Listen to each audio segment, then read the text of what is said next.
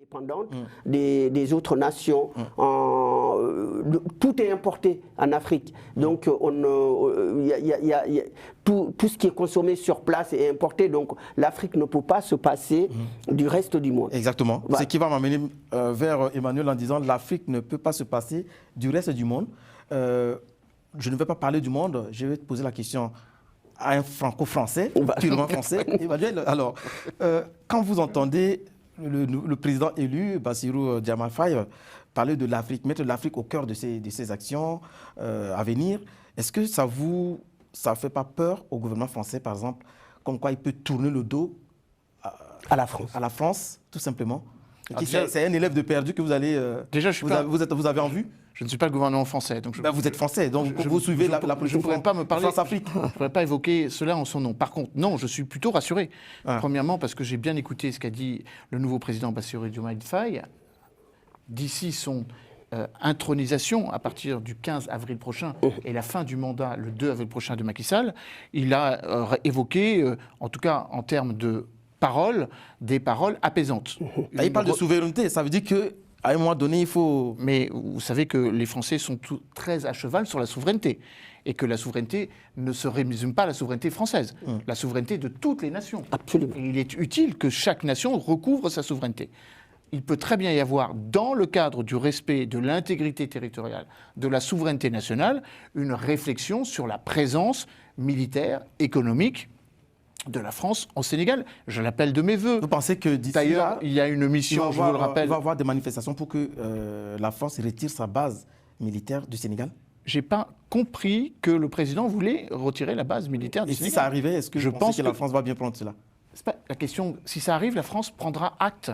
Et la France ne va pas s'arrimer à une décision qui appartient aux Sénégalais. Par contre, je me précise et j'insiste, je n'ai pas entendu le président dire que cela était à l'ordre du jour.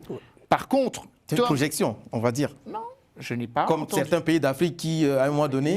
Ne comparez pas ce qui n'est pas comparable. Okay. Le Sénégal n'est pas le Sénégal n'est pas le Tchad, le Sénégal n'est pas le Mali. Le président du Sénégal n'est pas arrivé au pouvoir par un coup d'État militaire. Ce n'est pas un militaire, c'est un responsable politique. Il faudra respecter la volonté des 18 millions de Sénégalais qu'il représente en tant que président élu. Et s'il faut faire évoluer la présence militaire française au Sénégal, eh ben, elle évoluera. Je rappelle que Jean-Marie Bockel, ancien ministre, sénateur honoraire, a pour mission d'expliquer aux autorités du Sénégal, du Gabon, de la Côte d'Ivoire et du Tchad les raisons pour lesquelles nous devons redéployer notre positionnement.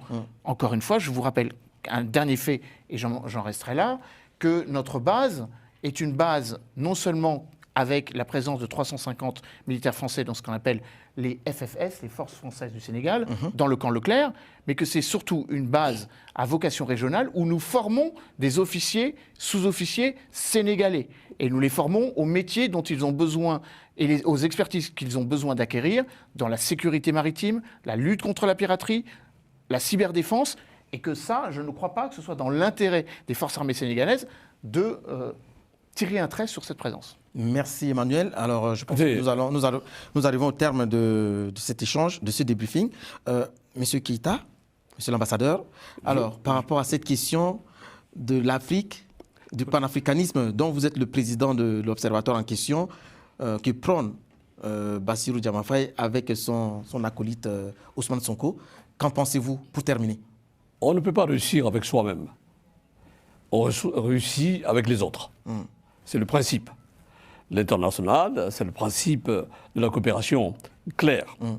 Mais alors je reviendrai sur un fait, c'est qu'il faut quand même noter que les dirigeants et les leaders africains ne sont pas dans un combat contre la France. Ils sont dans un combat pour rectifier un certain nombre de choses dans la coopération entre la France et l'Afrique. Donc tout ne va pas s'écrouler parce que Diomaye Faye est venu au pouvoir. On parle de son panafricanisme. Je voulais faire un point à ce niveau-là.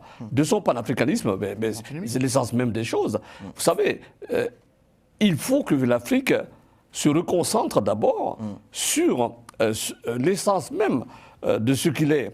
L'Afrique s'est construite sur des bases de collaboration et des entités plurielles, c'est-à-dire les États. Lorsque les pays ont commencé à combattre pour avoir leur dignité, leur indépendance, il a fallu une association d'expertise et de collaboration. Donc nous sommes panafricains et les pères fondateurs de nos nations ont prôné cet objectif qui est le panafricanisme, qui est l'union du bon sens, l'union économique et l'union tout à fait politique. Donc je pense que nous irons vers ça. Et à ce moment, l'Afrique sera une grande Afrique comme nous le rêvons. Merci beaucoup, M. Keïta. Je rappelle que vous êtes l'ambassadeur de l'Organisation mondiale pour la promotion des petites et moyennes entreprises à Genève et aussi président de l'Observatoire panafricain du numérique pour le développement, OPND. Merci d'avoir répondu à cette invitation. Et je remercie aussi mon cher ami Emmanuel Dupuis, président de l'Institut Prospective et Sécurité en Europe, IPSE, et géopolitologue. Enfin, mon très cher Karasoli, journaliste, observateur de la vie sociopolitique au Sénégal. Je vous remercie d'être venu. Très chers téléspectateurs, je vous remercie de rester et de suivre durant ces 1 heure notre débat sur Global Africa et à la prochaine.